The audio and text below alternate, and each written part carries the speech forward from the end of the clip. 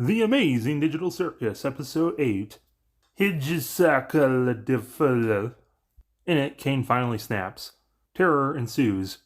The episode begins with a red dot being fed some more red dots that turn out to be real-life photos of circus stuff, which causes it to make shapes, feeding it some more circus stuff and an alligator, and then the third time around, they start seeing some office space, labeled CNA.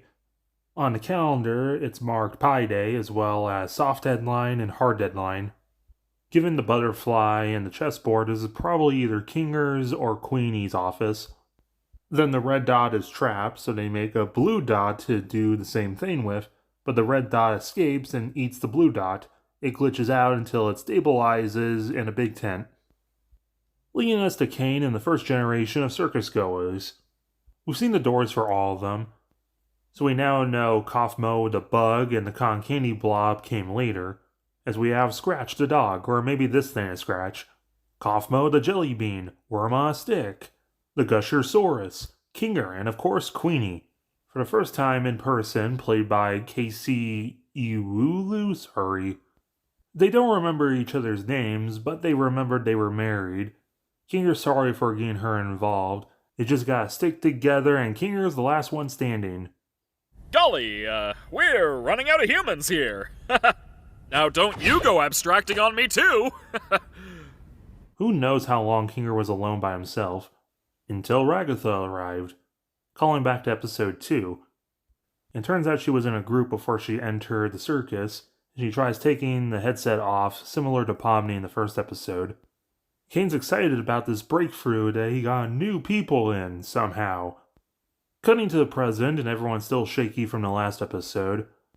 Jax wants to move on. Zooble's pissed at him for ruining their only chance, but Jax tries saying that, well, they didn't know if it would actually work. There's a lot of variables, and even Gangle agrees with him. It's time to stop worrying so much of escaping and start worrying about each other. We gotta stick together. Zooble's just frustrated because she wanted to make a big impact, but at least she made an impact on Gangle. Oh, in this episode, she has a wheel foot, 2 working hands, the circle thing on her chest, the Y on her head, and her wing has like cloud pattern on it. The group even still wants Jax involved, which he brushes off that they worry too much. But he still sneaks a glance at Pomni smiling for approval. With Caine in his office, he's playing with a Rubik's Cube and wondering why the humans have such problems with him. We see the adventure orbs for the speedrun episode. Mind files. You see the reflection of the room in Caine's eyes, and he's starting to come close to understanding that everyone hates it here, and Bubbles acts as the voice in his head. You really were the lesser of the two. You ruined this. Enough! So yeah, obviously Caine was one of the dots, locked away and abandoned for being defective, which is why Caine is so worried about pleasing other people. Maybe the blue dot is a real Abel, and Caine escaped taking over the program. Or maybe Bubbles the red dot twist. And that was the last straw in the needle, Bill, as Caine finally snaps and goes on a rant about how humans are ungrateful. I am God! This is not the first time Caine has referred to himself as God. Let's get this show on the road!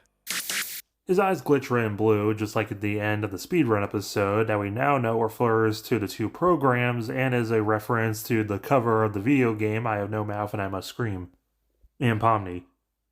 So he finds the group and tries to have a new adventure, which probably involves mummies. But everyone's putting their foot down, they want answers and not adventures. So Caine basically tells them to shove it because he's in charge and you're all a bunch of ungrateful assholes who don't appreciate all his effort. And he friends them in song. Maybe I'm not getting through to you. Maybe I'm not getting through to you. Oh no. The song running the show is directly inspired by Happy Place, which has all the original cast voicing a fan animation with Minecraft style, which is bizarre and weird. So yeah, it's a song about know your place. Oh look, they do the thing, the mouth and the screaming. And for the first time, Caine directly, intentionally harms the gang. And says, goddamn. Don't you forget, you are my pets! Digital burlesque was not on the bingo card, and it might be a reference to Rocky Horror. Pomni runs through past episodes.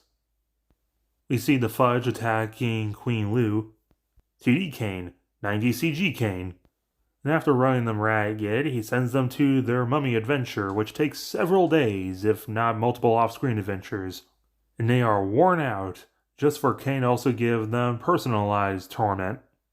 Pomni covered in knives refers back to the original teaser.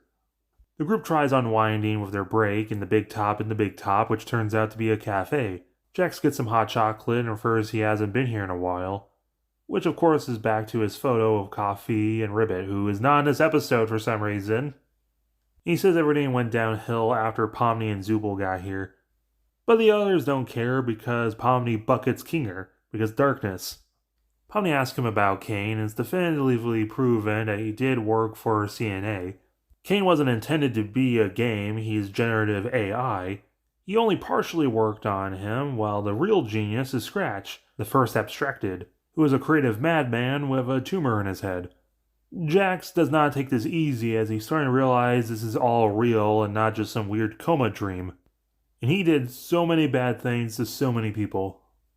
Also, everyone can conjure, not just Kinger with the butterflies. And if he gets a computer, he can just rewrite Caine's code. Pomni knows where to get a computer, walking past the mirror from the first episode, which also shows just how great the animation has improved, and she conjures the exit door. With Jax getting floss, dropping out a car, referring to the images from last episode Jax had, the other three try complimenting him to distract Caine, but instead they play gun bowling with him, even including a weird animation after, like an old bowling alley. Pomni runs for the back rooms in episode 1, and we know at least one of these are based on real life. Making it into the office to take the old-ass computer, which Pomni just can carry casually, as the others are getting turned into flesh sculptures and a flesh ball, kind of like Gumby. Kinger gets the computer, and Pomni goes to the others, but Caine starts to realize he's missing at least one. Ragatha tries complimenting, but Pomni just blurts out they hate it here.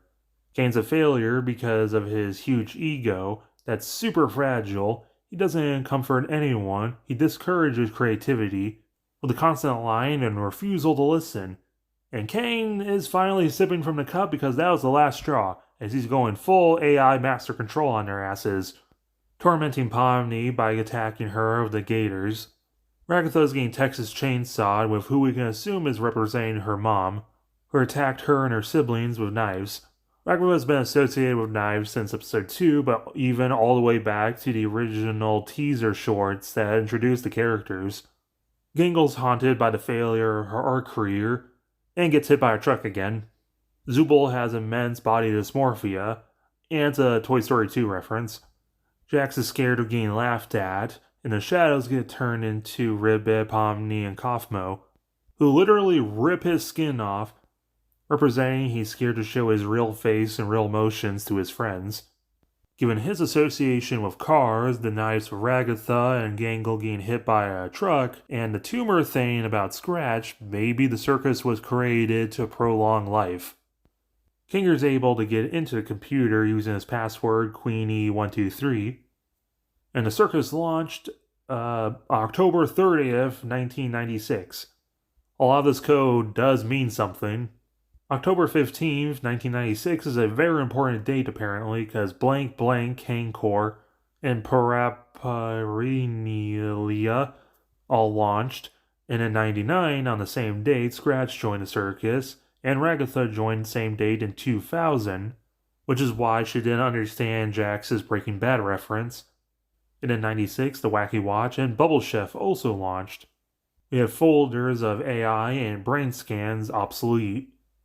One of the AIs is glitched out and the other one is labeled Caine, who, speaking of, eventually finds Kinger. Wait, no! Wait! With Kinger accidentally deleting Caine, that means the circus crumbles. I accidentally killed Caine. Holy shit. Caine and Bubble don't even appear in the end credits. So the gloomy tune was of Caine. The trailer of the episode's thumbnail was a reference to the Truman Show's ending, where a man realized the world that surrounded him was artificial and he escaped. And we have 3 months to sit on this. This episode's amazing. The animation keeps improving, and it's great seeing the cast all come together.